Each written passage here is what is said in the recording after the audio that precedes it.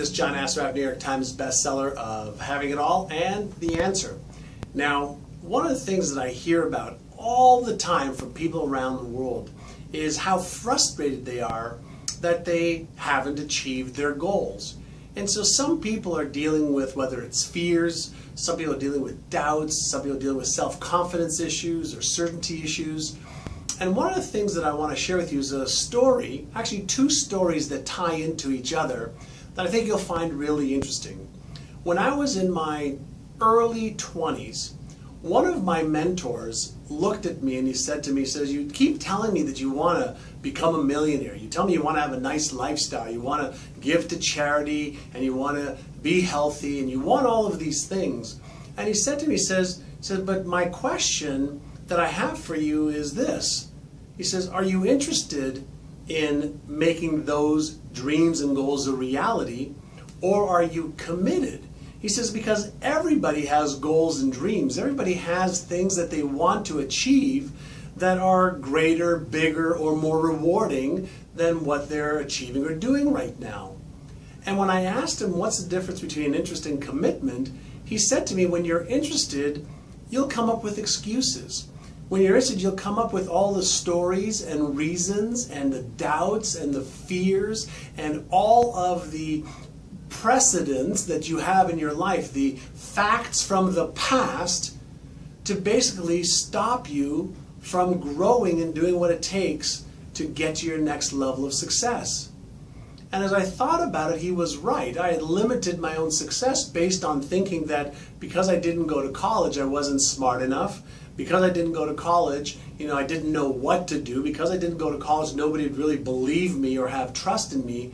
So I was dealing with a lot of inner stories and games because I was interested in achieving those goals.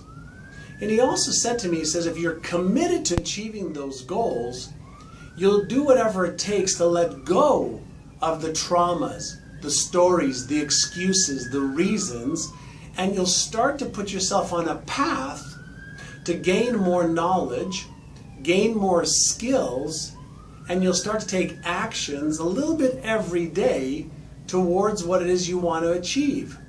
So he had me write out my goals, and then he had me ask myself this question: what do you need to believe about yourself in order to achieve those goals?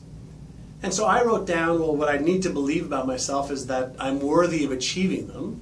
I would need to believe that I'm capable of achieving them. I would need to believe that I'm smart enough, and I would need to believe that it's possible.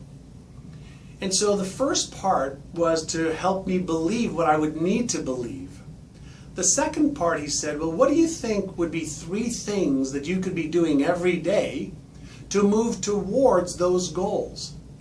I said, well, I could prospect more. I was in sales at the time. I said I can upgrade my skills on my job or what I was doing, which was a real estate agent at the time. He said I can go and really take action every day and overcome my fears. And what I can share with you is just by following those few little steps of having the right beliefs and looking at them every day and emotionalizing them and feeling them, and even when I felt like I really wasn't those beliefs, I didn't really have those beliefs, I did it anyway, I started to take action every day. And I started to see an increase in my income and my health and my relationships, and everything else started to fall into place. That's because I was willing to pay the price of discipline instead of being regretful. Now, I share that with you because just recently my son Noah, who's 16 and a half years old, is a wonderful, loving, beautiful young man, had the opportunity to play lacrosse at a few different universities in about 2 years that were recruiting him. And as he was making his choices for which university he was going to play for, he was really looking at the bottom of the barrel as far as which universities wanted him, as opposed to one of the top 5 schools that was trying to recruit him. And when it came time to making a decision, he was really leaning towards the bottom of the barrel. And I asked him, why would you settle for less than what you're being offered? When he was really honest with himself and with me, said, well, I'm afraid that they're setting too high of a benchmark for me. He says, I've got to have A's and B's in every class. I've got to do well on the field. I've got to do well in school. And he says, I'm a little bit afraid. I said, well, why don't you put yourself in the place of, in 5 years or 10 years, which university do you wish you would have said yes to? And he said, well, I would take the #1 university, which is one of the top 5 schools in the country for lacrosse. I said, well, why don't you make the commitment to doing that, and then let's work on overcoming the fears, and let's work on overcoming anything that's holding you back from doing that. And he thought about it for several weeks. And he finally came back, and he says, Dad, I'm going to choose University of Maryland, which is what he chose. And what I can share with you is he went from being interested in doing well to being committed. And the minute that he made that commitment, he started waking up in the morning, driving himself to school on time. He started doing his homework every single day, which we were having a challenge with him doing before. He started handing in his homework, which he wasn't doing before. He started exercising. He started working out. He started to see the results of his decision to make a commitment to a university 2 years from now. Now, why am I sharing this story with you?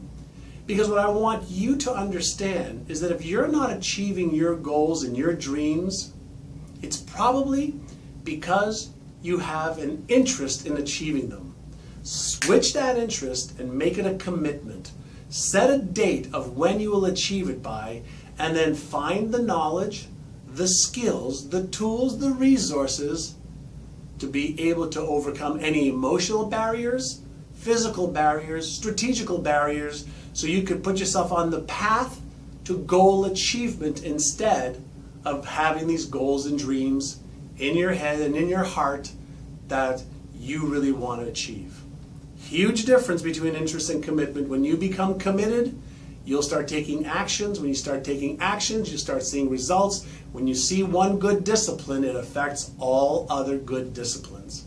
I hope that's helped you, and I hope that we can help you even more in the future with some of these programs.